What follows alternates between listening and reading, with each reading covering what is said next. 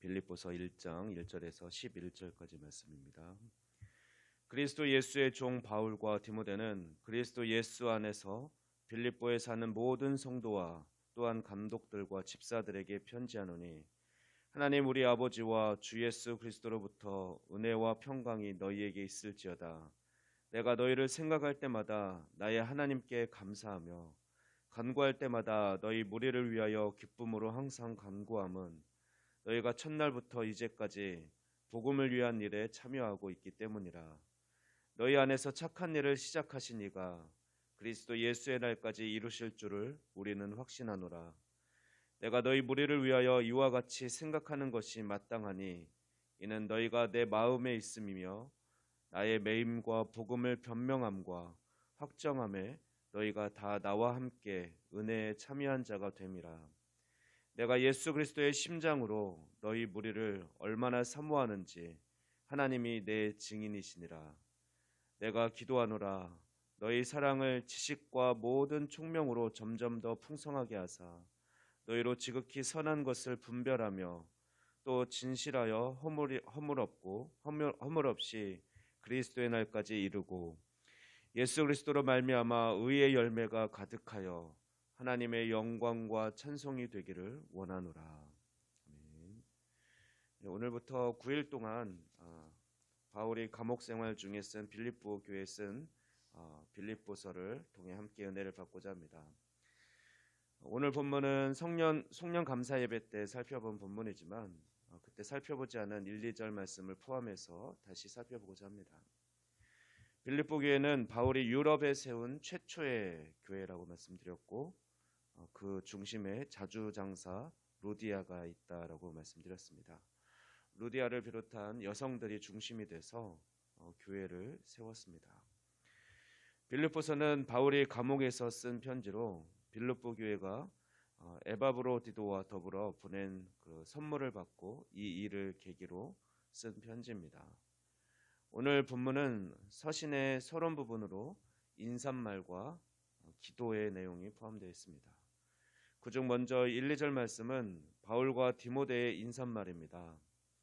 바울은 디모데와 함께 표준적인 초기 기독교의 인사말인 은혜와 평강을 구하는 인사로 그렇게 인사말을 건네고 있습니다.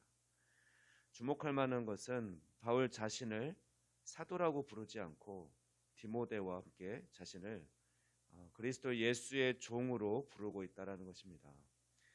고린도전서나 고린도후서, 갈라디아서를 보면 맨 처음 자신을 인사할 때 아마 사도된 그리스도 예수의 은혜 가운데 사도된 나 바울은 하면서 사도성을 강조했었습니다. 그러나 빌립보서에서는 자신을 그리스도 예수의 종으로 표현하고 있습니다.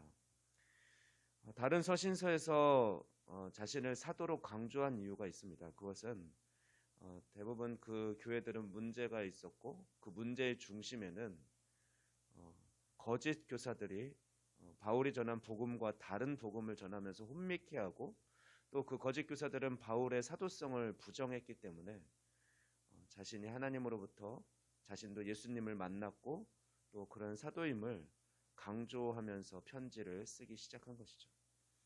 그러나 빌립보 교회는 어떤 특별한 문제가 없었습니다.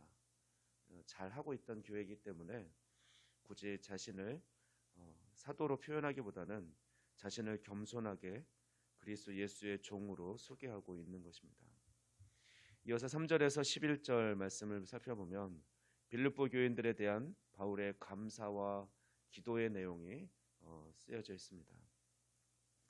5절 말씀에 바울이 그동안 빌립보 교회를 위해 기쁨으로 기도했다라고 말하고 있습니다. 빌립보서에서는 기쁨이 10번 이상 나온다고 그랬고 특히 4장은 빌립보서 4장 말씀은 핵심 주제가 바로 기쁨이 됩니다. 그런데 이 기쁨은 단순한 즐거움을 나타내는 기쁨이 아니라 그들의 복음을 위한 일에 참여하는 데서 오는 기쁨을 말합니다. 5절 말씀 보면 바울이 그들을 위해 항상 기쁨으로 간구할 수 있는 것은 그들은 복음을 들었던 그 처음 날부터 또 지금 편지를 쓰는 지금까지 복음을 위한 일에 참여하고 있기 때문이라고 그렇게 고백하고 있습니다. 이 복음을 위한 일에는 바울에 대한 재정적인 지원뿐만 아니라 바울 사도의 건강과 안전에 대한 모든 관심까지도 포함이 됩니다. 바울을 자신들의 힘쓸 뿐만 아니라 또 복음을 전하는 바울을 후원하고 이런 것까지도 복음에 대한 열심으로 보면서 기뻐하는 거죠. 6절 말씀을 보면 바울은 이런 빌립보 교회를 향한 하나님의 열심을 확신합니다. 영적 성장의 기초는 너희 안에서 착한 일을 시작하셨고 또 그 일을 이루실 분이 곧 하나님이라는 것을 깨닫는 것에서부터 성장이 이루어집니다. 진정한 영적 성장과 우리의 믿음은 하나님이 하신 일, 또 현재 우리를 위해서 또 우리와 함께 하고 계신 일, 또 앞으로 이루어 주실 일을 믿는 그 믿음의 뿌리를 두고 있습니다.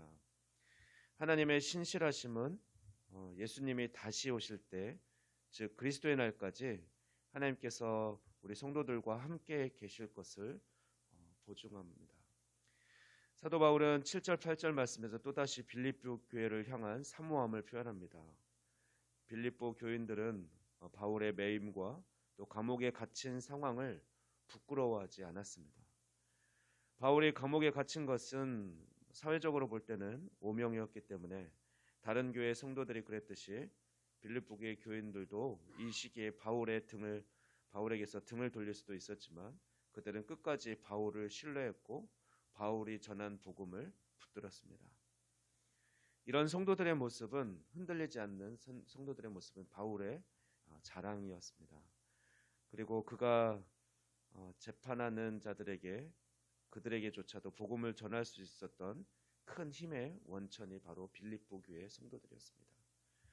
이제 9절에서 11절 말씀을 살펴보면 바울의 기도에서 첫 번째 간구는 하나님께서 빌립보 교회 성도들에게 기독교 최고의 미덕인 사랑을 점점 더 풍성하게 해 주시기를 간구하고 있습니다. 그래서 사랑으로부터 모든 지식과 총명이 수방되고 또 빌립보 교인들의 사랑이 다른 이들에게 진실로 유익하고 하나님께 영광 돌릴 수 있는 그런 지혜로운 행동으로 표현되게 해달라고 기도하고 있습니다. 그들은 오직 예수 그리스도를 통해서 의의 열매를 맺게 될 것이고 이것은 분명히 하나님께 영광과 찬송이 될 것입니다. 우리 작동교회가 빌립보 교회와 같이 서로가 서로를 신뢰하고 또 마음껏 사랑하며 서로를 섬기는 그런 교회가 되기를 원합니다.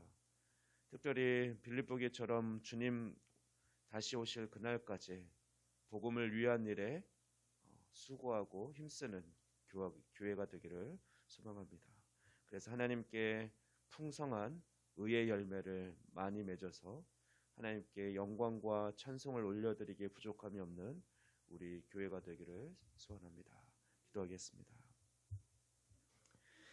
창세전에 우리를 택하여 주시고 우리 안에 착한 일을 시작하신 하나님 감사합니다. 신실하신 하나님께서 우리의 구원을 신실하게 또한 이루어 주실 줄을 믿습니다. 우리가 어떤 상황과 환경 가운데서도 늘 복음을 위한 일에 기쁨으로 참여하는 자들이 되게 하여 주시고 우리를 통해 또한 많은 의의 열매들을 맺게 하시며 영광과 찬송을 받아 주시옵소서.